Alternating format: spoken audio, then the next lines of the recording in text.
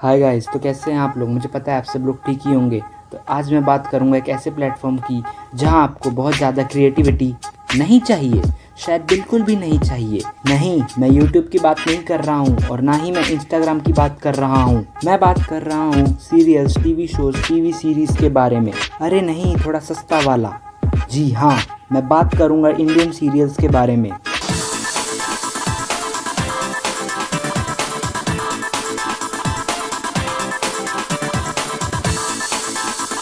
चू नहीं, आज गाली नहीं। इन सीरियल्स की वजह से मैं बचपन में पोगो नहीं देख पाता था। फिर थोड़ा बड़ा हुआ तो मुझे ही एडजस्ट करना पड़ा।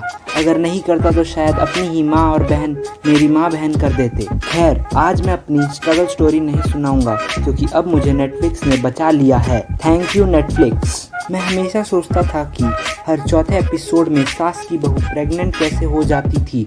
वो तो बाद में मुझे पता चला, अरे नहीं, वैसे नहीं, इनका प्रेग्नेंट होने का भी अलग ही साइंस है। मतलब यहाँ पर रात को हाथ पकड़ लेने से ही औरत प्रेग्नेंट हो जाती है। मतलब बच्चा करने के लिए कोई एनर्जी वेस्ट ही नहीं होगी। मुझे ये समझ में आ गया है कि जब तक स्टोरी में 2-3 बार प्रेग्नेंट औरतों का मिसकैरेज नहीं हो जाता तब तक स्टोरी में मसाला नहीं आएगा। अरे प्रेगनेंसी में ज़्यादा मसाला भी अच्छा नहीं होता है। खैर, इस बेकार जोक के बाद आगे चलते हैं। मैंने देखा है कि कई इंडियन सीरियल्स बहुत ही सिंपल और अच्छे स्टोरी लाइन के साथ शुरू होते हैं, और अगर थोड़ा अच्छा रिस्पांस मिला तो ये साले 60-70 सीजन्स बना देते हैं जहां पर बहू सास बनकर दादी भी बन जाती है। इन सीरियल्स के राइटर्स के पास अगर थोड़ा सा भी कंटेंट या स्टोरी की कमी हो जाती है तो ये साला पता नहीं कैसे टाइम ट्रेवल करते हैं, सीधा 10, 20, 25 साल आगे। अगर किसी को काम ही नहीं करना तो उसके कैरेक्टर को जान से ही मार देना, फिर उसके भूत बनाकर डराने की कहानी दिखाना, ये सब करके वो किसी तरह से अपने सीरियल को चला रहे हैं। फिर कभी स्टोरी में कोई ट्विस्ट डालना है तो किसी का भी एक्सीडेंट करवा दो। और ये सीरियल ही शायद लव मैरिज के सबसे बड़े दुश्मन हैं। साला हर सीरियल में एक लव मैरिज को दिखाया जाता है जहां पर लास्ट में 4 बच्चों के बाद डिवोर्स ही होता है। और इनके कैरेक्टर्स के आउटफिट देखे हैं आपने? अरे ऐसा तो हम पार्टीज में जाने के लिए भी नहीं तैयार होते हैं। ये सब तो कुछ भी नहीं है। स्टोरी की कमी होने पर एक ही स्टोरी लाइन को 10-15 एपिसोड तक ले जाना कोई इनसे सीखे। जब कोई क्रिटिकल सिचुएशन में होता है तो डॉक्टर्स उसे लाइफ सपोर्ट पर रखते हैं, उसके बंद होने पर ही जान चली जाती है। हमारे सीरियल्स में तो मंदिर के दिए बुझने पर ही घर का बुढ़ा टपक जाता है। ये तो चलो फिर भी ठीक है, मगर साला ये क्या है? बुरी खबर है, हम आपके पति को बचा नहीं पाए। अब है कौन? मुद्दे कौन है आप ये बोलने वाले कि आप मेरे पति को बचा नहीं पाए? उन्हें मौत के मुंह से निकालकर मैं लाऊंगी। उनका ऑपरेशन अब मैं करूंगी।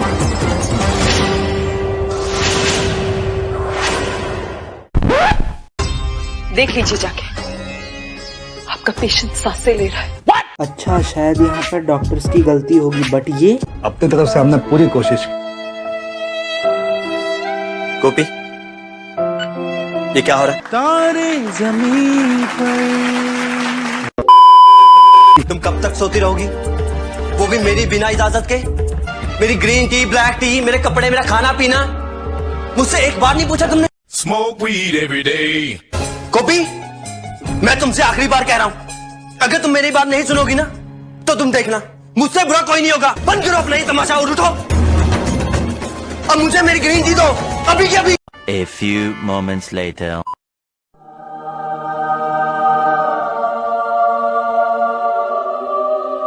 उन्होंने कड़ी तपस्या से आपने आपको इस काबिल बनाया है। अगर तुम मेरी बात नहीं सुनोगी ना तो तुम देखना, मुझसे बुरा कोई नहीं होगा। बंद करो अपना ही तमाशा और उठो। कोई इनसे सीखे। भाई ये किस दुनिया में रह रहे हैं हम? मतलब एकता कपूर का साइंस शायद हम सबसे अच्छा है। खैर, लॉजिक, शर्म और साइंस का बलात्कार करने के बाद ये उस चीज का सहारा लेते हैं जिसका सहारा लेकर टोनी कक्कर का कैरियर अभी भी चल रहा है। स्पेशल इफेक्ट्स, हर घटिया एक्टिंग वाले सीन के बीच में धिन तनाना बजा देते हैं। इसके बिना तो कोई भी सीरियल अनइमेजिनेबल है, सोचा ही नहीं जा सकता। ऐसा ये हर सीन को ड्रामेटिक बनाने की कोशिश करते हैं। क्या ढूंढ रही हो बहू? माजी, वाइब्रेटर नहीं मिल रहा है क्या? मेरा बेटा इतना निकम्मा है? एकता कपूर के बिजनेस मॉडल को अगर हम सम अप करें तो अल्ट बालाजी के लिए ये और इंडियन सीरियल्स के लिए ये है। लास्ट में मैं बस इतना ही बोलना चाहूँगा कि ये सीरियल्स लॉजिक से उतना ही दूर हैं जितना इन दिनों मैं पढ़ाई से हूँ। तो दोस्तों आज के लिए सिर्फ इतना ही एंड थैंक्स फॉर वॉचिंग।